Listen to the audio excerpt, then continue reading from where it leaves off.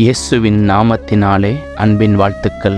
Missionary வாழ்க்கை வரலாறு பகுதியில் நாம் இன்று காணப்போவது ஆண்ட்ரூ முர்ரே. பிறப்பு 9/5/1828, மறைவு 18/1/1917. பிறந்த இடம் கிராஃப்ரினெட், சொந்த தேசம் தென்னாப்பிரிக்கா, தரிசன பூமி தென்னாப்பிரிக்கா. ஆண்ட்ரூ முர்ரே தென்னாப்பிரிக்காவில் பணியாற்றிய ஒரு ஸ்காட்டிஷ் மிஷனரியின் மகன். முர்ரே ஒரு அசைக்க முடியாத கிறிஸ்தவ முறையில் வளர்க்கப்பட்டார். ஆப்பிரிக்காவில் பணியாற்றிய டேவிட் லிவிங்ஸ்டன் மற்றும் பல மற்ற மிஷனரிகள் அவரது வீட்டிற்கு அடிக்கடி வருவார்கள்.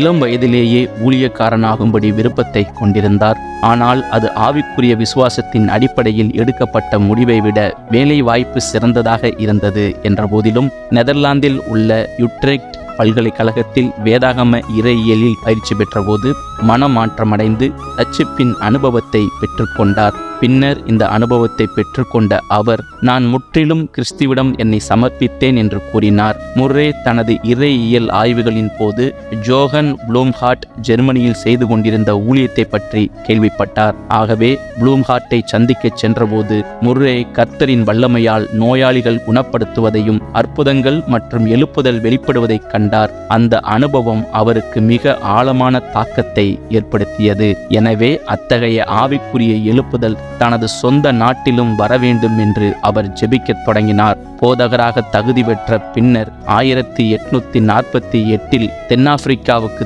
திரும்பி வந்து அவர் பல இடங்களுக்கு சென்று ஊழியம் செய்ய தொடங்கினார். குதிரை மீது கிராமங்களுக்கு சென்று தென்னாப்பிரிக்காவின் விவசாயிகளுக்கு சுவிசேஷத்தை பிரசங்கித்தார். பின்னர் ஆரஞ்சு ரிவர் செவர்னிட்டி என்ற பகுதியில் போதகராக நியமிக்கப்பட்டார். அங்குள்ள மக்களுக்கு சுவிசேஷத்தை பிரசங்கிக்க தொலைதூர இடங்களுக்கு அவர் அயராது பயணம் செய்தார்.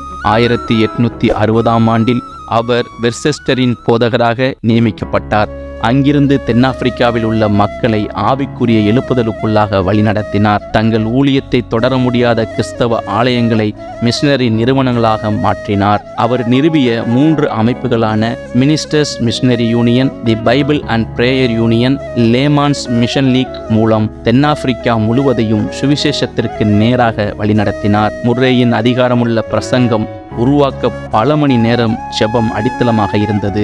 அவர் பிரசங்கிக்காத நேரங்களில் கர்த்தருடைய பிரசன்னத்தில் நேரத்தை செலவிட மிகவும் வாஞ்சித்தார். 1877ஆம் ஆண்டில் முர்ரே அமெரிக்காவுக்கும் சென்று அந்த நாடு முழுவதும் பல கூட்டங்களில் பிரசங்கித்தார். 1879ஆம் ஆண்டில் அவர் நோய்வாய்ப்பட்டு குரலை இழந்தபோது ஊழியத்திற்காக தான் கொண்டிருந்த பாரத்தை அவர் தனது எழுத்துக்கள் மூலம் நிறைவேற்றினார். அவர் எழுதி வெளியிட்ட 240க்கும் மேற்பட்ட புத்தகங்கள் மற்றும் துண்டு பிரசுரங்கள் இன்றைக்கும் பலரின் வாழ்க்கையில் மாற்றத்தை கொண்டு வருகின்றன.